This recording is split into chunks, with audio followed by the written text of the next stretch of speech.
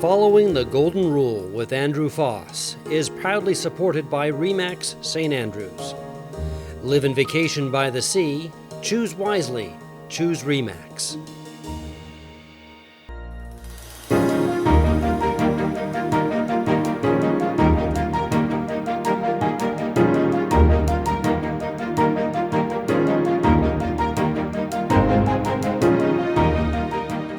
Hello, my name is Andrew Faas. Welcome to Following the Golden Rule. And I'm your co-host, Jay Remer. And for 26 weeks, Andy and I will be discussing the ABCs of building character. Today is our 10th episode, and we will be talking about just. And it's interesting, as we've been going through the series, connecting the different characters to one another and how they sort of build on one another. And one of the characters that we did recently was Fair. And Fair and Just seem to be sort of close cousins.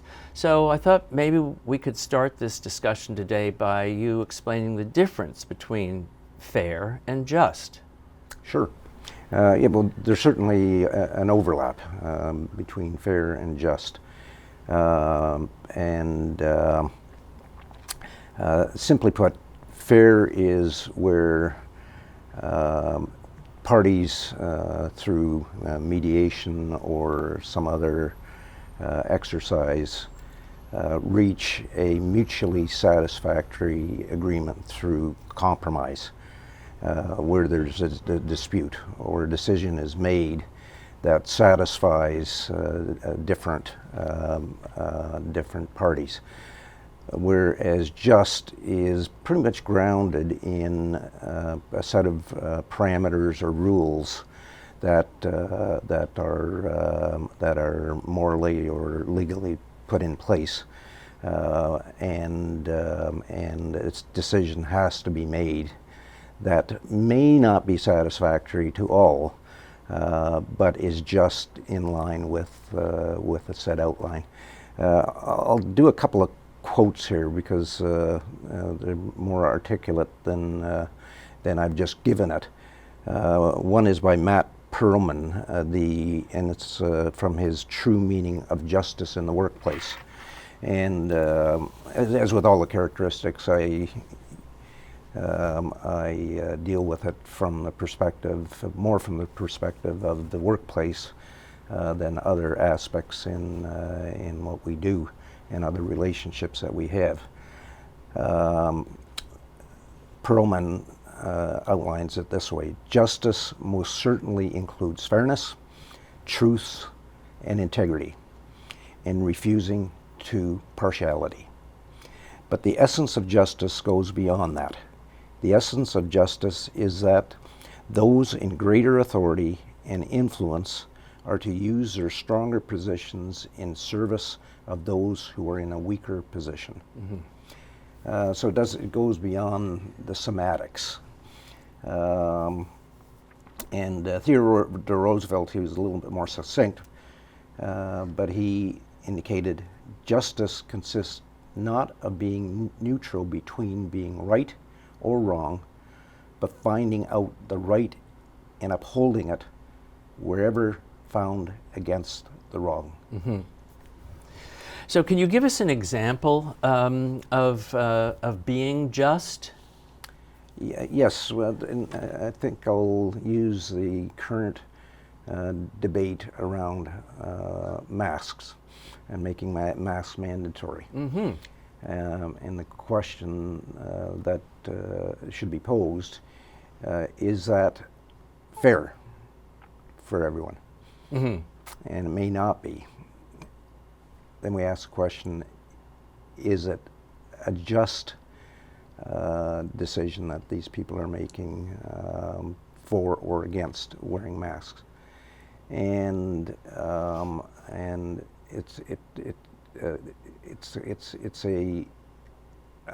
it's quite frankly one that kind of troubles me a bit, mm-hmm.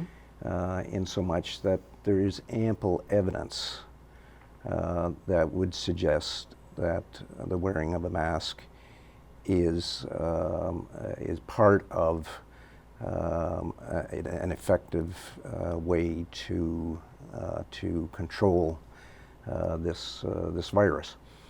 On the other hand, there's more emotion involved relative to the requirement to wear a mask. Mm-hmm.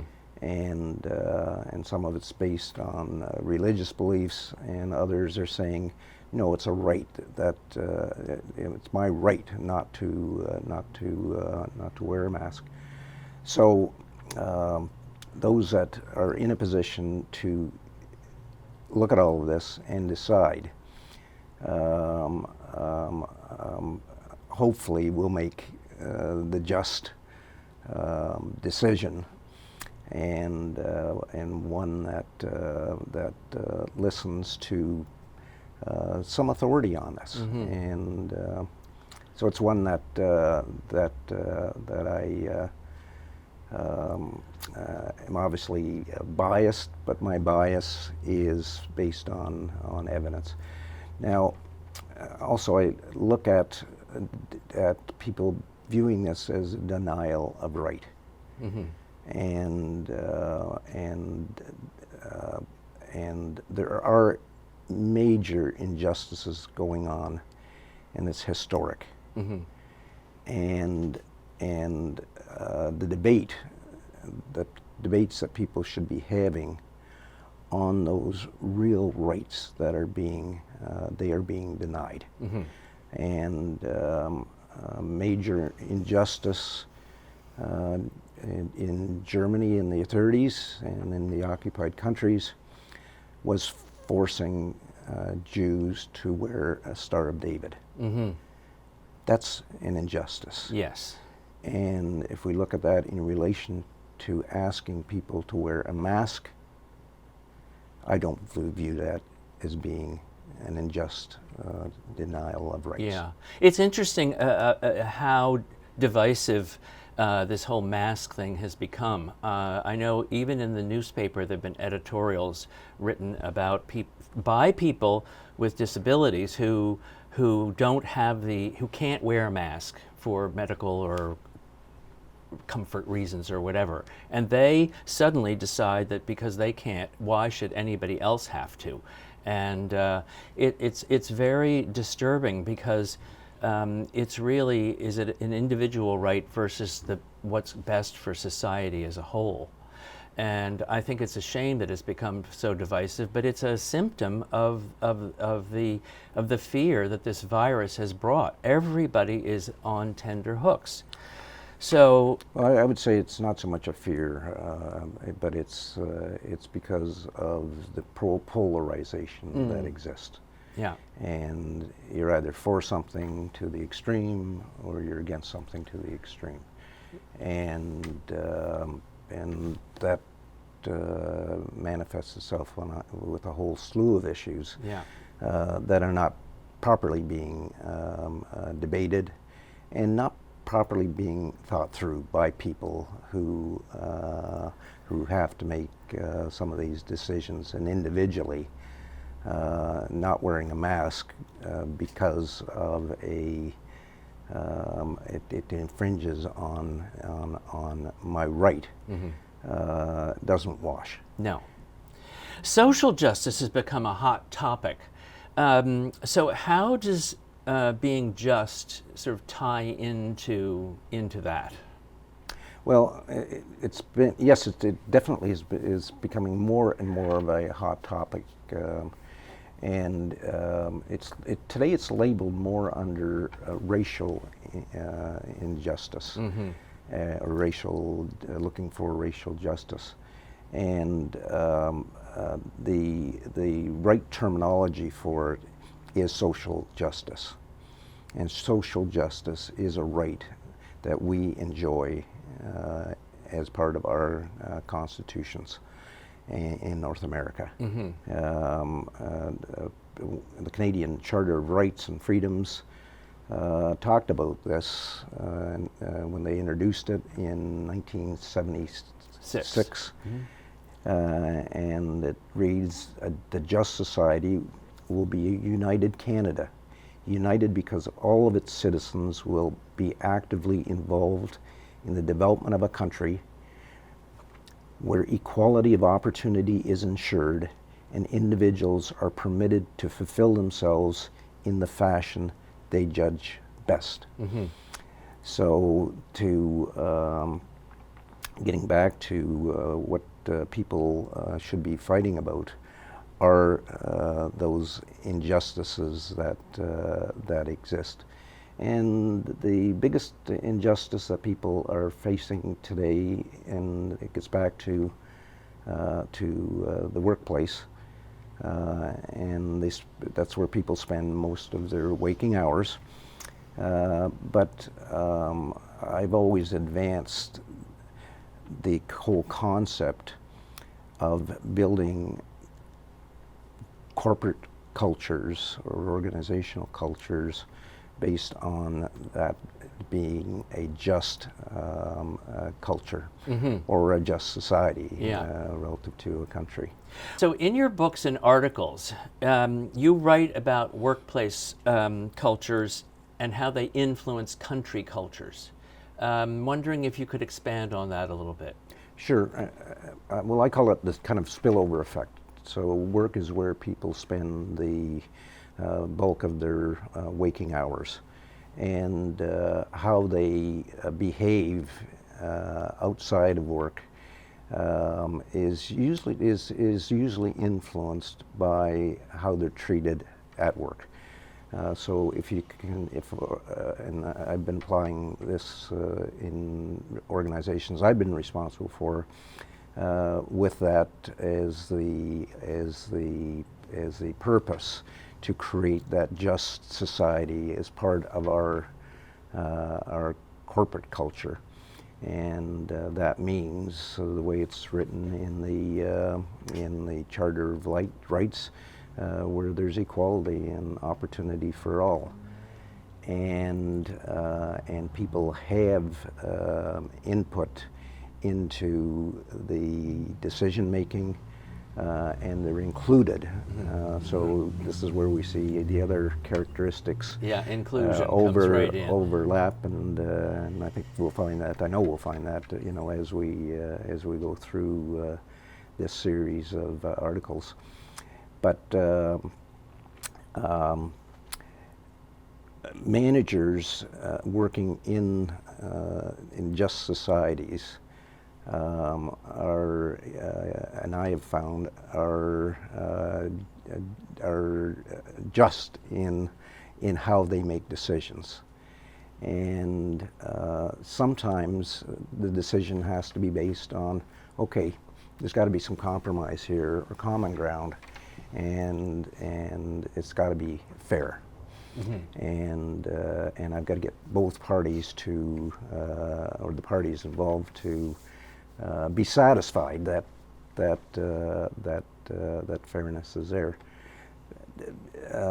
Being just, it becomes a lot more difficult. Because you're operating from parameters beyond just making people satisfied. And they're operating within a set of moral or legal standards, policies, and policies that have to be adhered to. And a decision is required. And this may not, in all cases, be a consensus decision. But the job then is for a manager is to, number one, make this decision, factoring in all of the things that he or she needs to factor in, and then making sure that people understand it.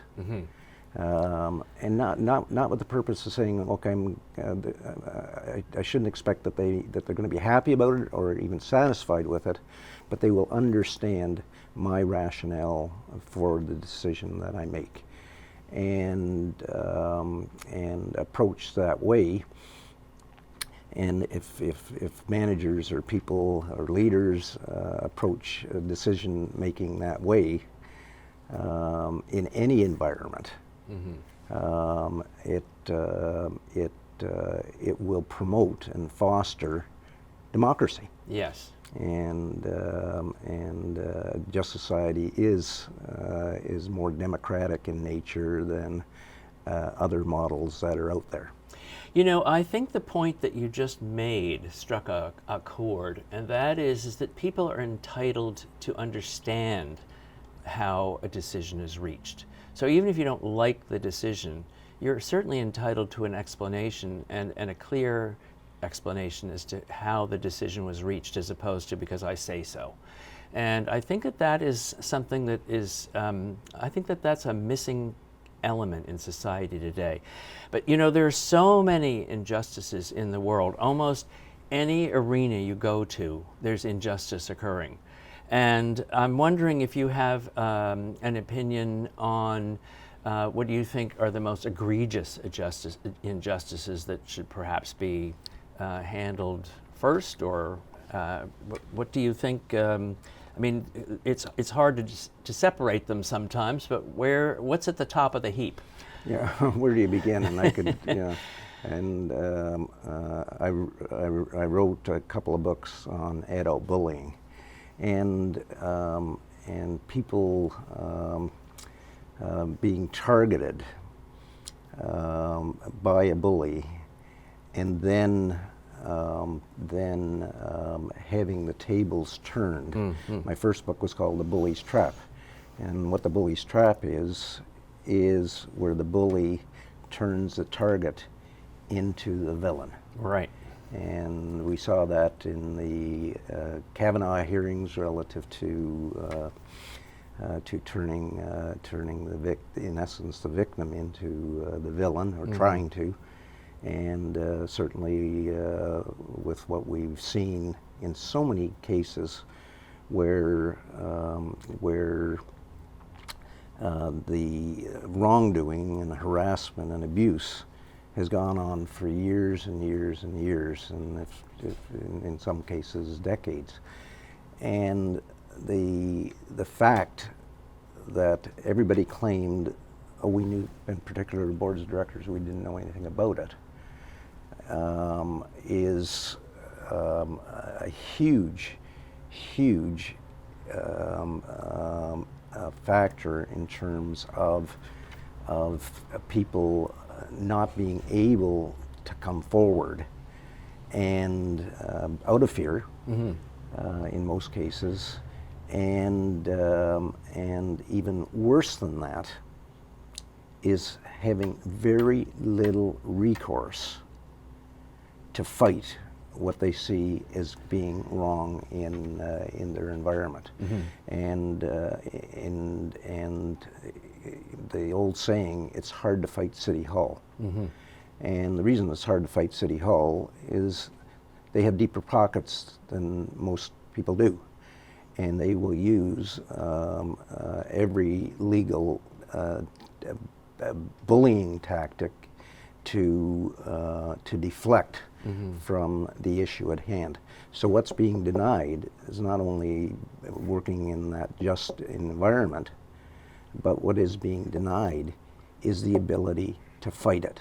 Mm-hmm. And this is why the arguments need to go from where we started in today's debate, from the being forced to wear a mask, and that's a denial of rights. Let's get into something more fundamental mm-hmm.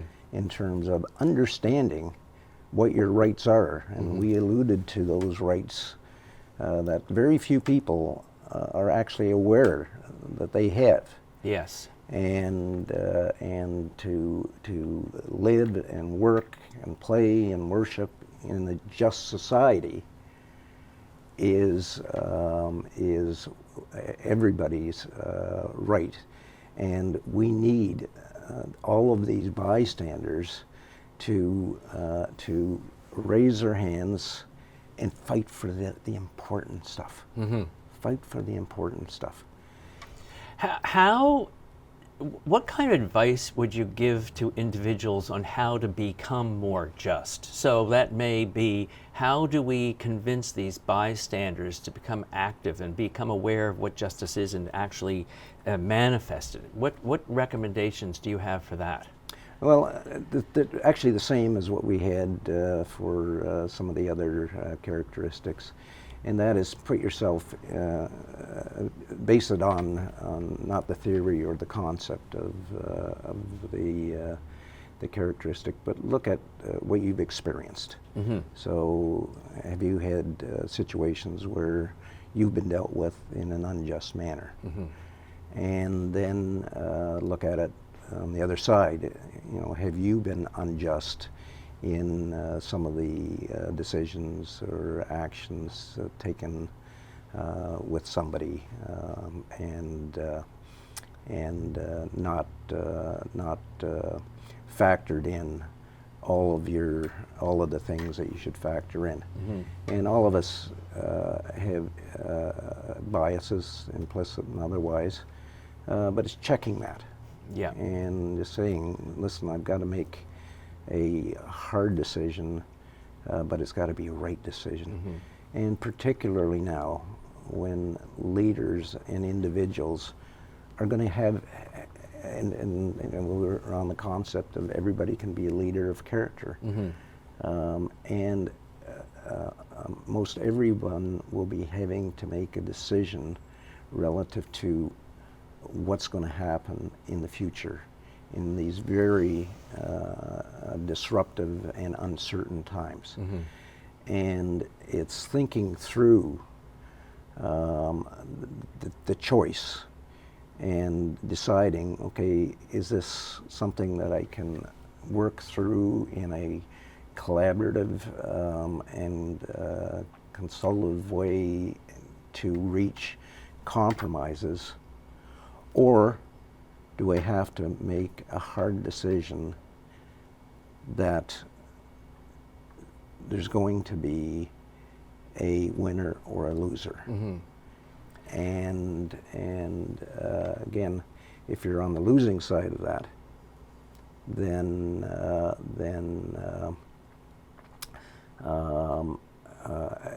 if you can at least rationalize it by saying it was just, I don't like it, and it is very important to differentiate between disliking something and disagreeing with it because it's wrong. And I've gone through this on numerous occasions where having to make a decision, making the decision based on getting the inputs from all of the areas that you need to get inputs from, and the expectation that I would have with people that I was responsible for is, okay, we're going to spend a lot of time debating whether it's right or wrong. And if we decide that it's right or wrong, that'll be the decision. Yes. But we're going to spend zero time talking about how you dislike it. Right. Because that doesn't do any good at all. Doesn't do anything at all. You know, it's interesting that you talking about that, because it really relates to as the other characteristics do, is the importance of self-reflection. And justice and being just is a difficult one, because it's not something that we often think about in terms of our own selves as individuals. And I think that as you've mentioned many times before, it has to begin with the individual. Yes. So I think that this is a good time to remind our viewers that the point of this series is one of self-reflection, and how just are you, and how just are the people around you. And it's something that requires a lot of thought. I mean, actually taking the time out of the day to think about it will reveal a lot of information. And reflect on it, as you mentioned, by looking at how the other characteristics are so interrelated, and in some cases interdependent. So in reflecting on this one, as in all others, looking at it on the basis that, and we'll use honesty, by being intellectually honest with yourself. Mm-hmm.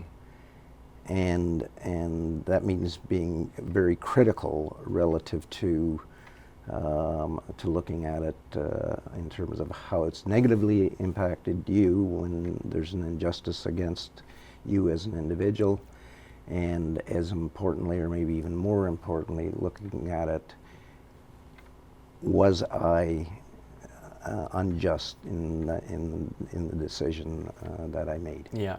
Well, I think I think that it is interesting and important to see the intertwining between them all, and so I thank you for the discussion today on just and differentiating it between fair and other things, and I thank you for joining us today for another episode of Following the Golden Rule, and we look forward to seeing you next week when we will be discussing K is for kind.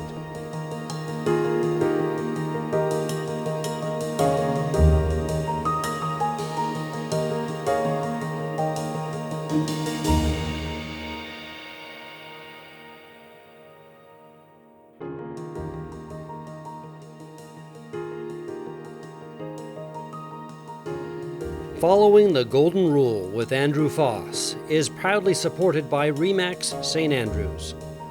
Live and vacation by the sea. Choose wisely. Choose Remax.